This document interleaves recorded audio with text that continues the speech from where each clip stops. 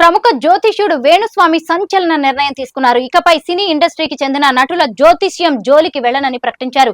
గతంలో చెప్పిన మాటకు కట్టుబడి ఉంటానన్నారు. నాగ చైతన్య, శోభిత విడిపోతారంటూ ఆయన చెప్పిన జ్యోతిష్యంపై తీవ్ర విమర్శలు రావడంతో ఈ నిర్ణయం తీసుకున్నారు. గతంలో తాను నాగ చైతన్య, సమంత జ్యోతిష్యం చెప్పానని, దానికి కొనసాగింపుగా నాగ చైతన్య, శోభిత భవిష్యత్తు కోసం చెప్పాల్సి వచ్చిందని తెలిపారు. ఇకపై సినీ నటుల జ్యోతిష్యం చెప్పమని అభిమానులు అడగవద్దని కోరారు. ఓ అమ్మాయి వల్ల నాగ చైతన్య, శోభిత కూడా విడిపోతారని గతంలో కామెంట్స్ చేశారు.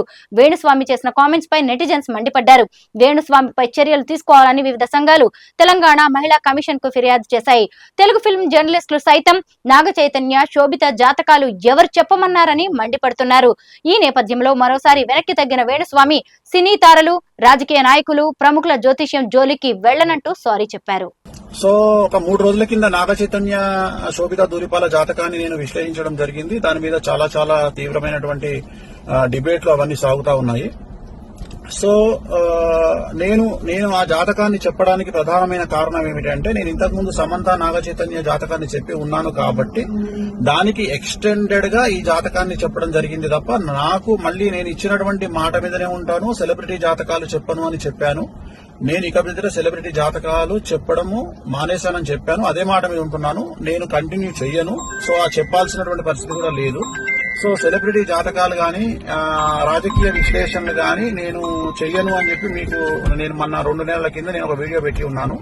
సో దానికి ఎందుకు నేను చెప్పాల్సి వచ్చింది అనే క్లారిటీ ఇస్తా ఉన్నా. ఎందుకు చెప్పాల్సి వచ్చింది అంటే, దాని ఎక్స్టెండెడ్ గా నేను చెప్పడం జరిగింది. దాని ఎక్స్టెండెడ్ అంటే సమంత, నాగ చైతన్య అది జరిగింది కాబట్టి నేను దాని ఎక్స్టెండెడ్ గా నేను చెప్పడం జరిగింది. సో ఇప్పుడే నాకు మంచు విష్ణు గారు మాట్లాడినారు.